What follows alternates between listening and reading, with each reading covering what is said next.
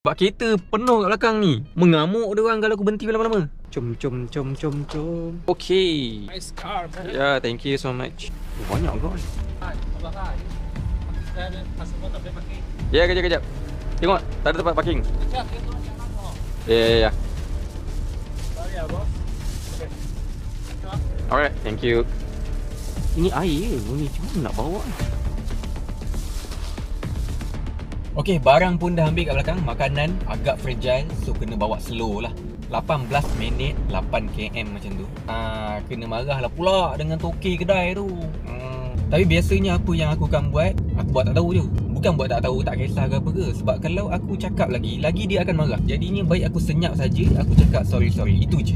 Sebab kalau aku cakap tak ada tempat parking lah bos, dia akan lagi mengamuk. Aku tahu dah orang macam ni. Cakap sorry, lepas tu diam je. Weh, bau makanan dia sedap weh. Kedai apa tadi aku lupa lah. Tapi makanan dia, bau sedap. Ini lah lapar ni.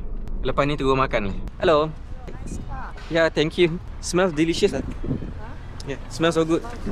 Yeah. Okay, I take pictures first Okay, thank you. Okay, untuk job yang sangat menyelerakan tadi, kita dapat RM14.07.